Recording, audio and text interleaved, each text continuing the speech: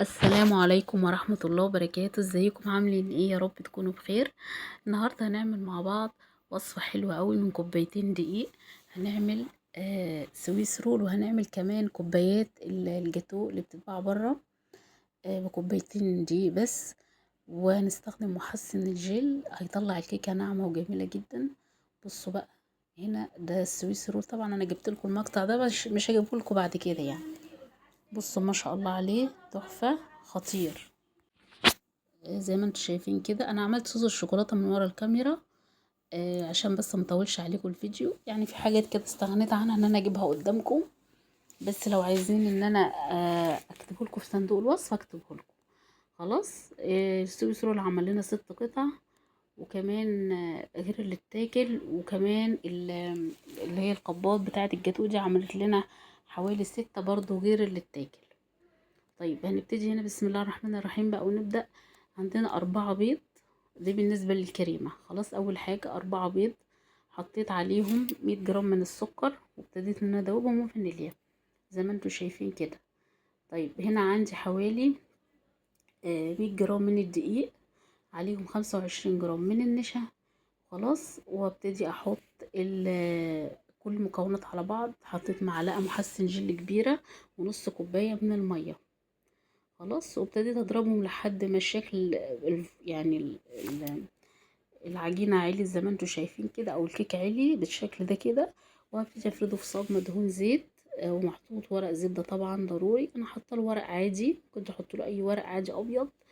وتهزيه براحتك، ما تخافيش منه لانه كده كده في محسن، فمش هيجرى له اي حاجه. وادخله الفرن بقى.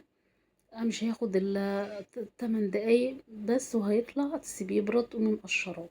دي الكريمة. بحضر هنا الكريمة بتاعة الشوكولاتة اللي هي هحشي بس سويس رول.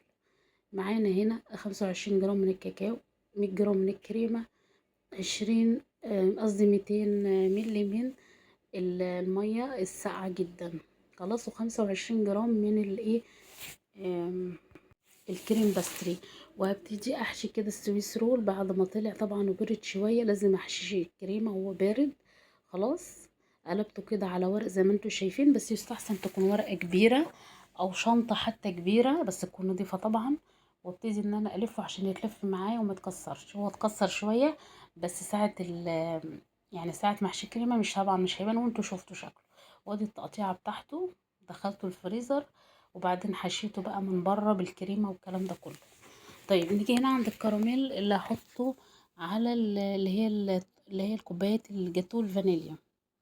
جبت كوبايه من السكر ودابت بالشكل ده كده. خلاص، وهنزل عليها بكوبايه من اللبن. اول ما الحراف تبتدي لونها يتغير، انزل بكوبايه من اللبن الاول الزبده، وبعد كده كوبايه من اللبن. هنقول معلقه زبده كبيره او معلقه ونص.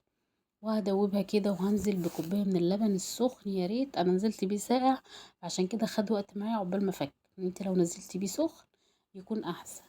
خلاص، زي ما انتوا شايفين اول ما يبتدي ان هو يسيح بقى، هو هيسيح بس هياخد وقت معايا شويه. خليكي وراه ما تخافيش. خلاص، هو زي ما اوريكم كده شكله، بس هيفك ما تخافوش. بعد ما فك، نزلت بربع كوبايه من النشا، عليهم معلقه كبيره من النشا، على ربع كوبايه من الميه. اسف، ربع كوبايه من الميه، معلقه كبيره من النشا. وهنزل بيه يا دوبك يغلي، قوم ايه طفي عليه واسيبه طبعا يبرد. جيت هنا اللي هي الكيك الفانيليا، وابتديت ان انا اقطعه كده. لو عايزه تقطعيه بكوبايه قطعيه. خلاص، على حجم الايه الكوبايات دي. خلاص، ابتديت ان انا املاها كيك كده. عايزه تسقيها برضو سقيها. انا بقى يعني ما سقيتهاش، بس هي يستحسن انها تتسقي عشان تبقى الكيك طريه. هي طبعا الكيك حلوه وجميله وطعمها حلو قوي، بس يعني بفضل انها تتسقي.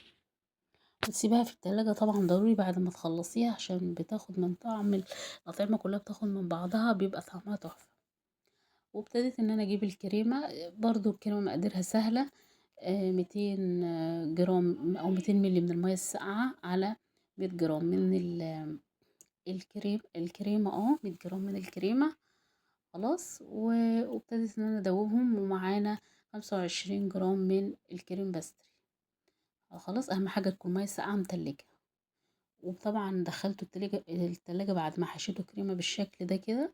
لحد ما جمد، ونزلت عليه بالكريم كراميل كان برد، او صوص الكراميل كان برد. طبعا هنا كان عندي حبة من الكريمة فاضي، قلت اعمل اي شكل كده زي الشكل المعتاد اللي انتوا عارفينه يعني، بس ما اتظبطش قوي معرفش ليه.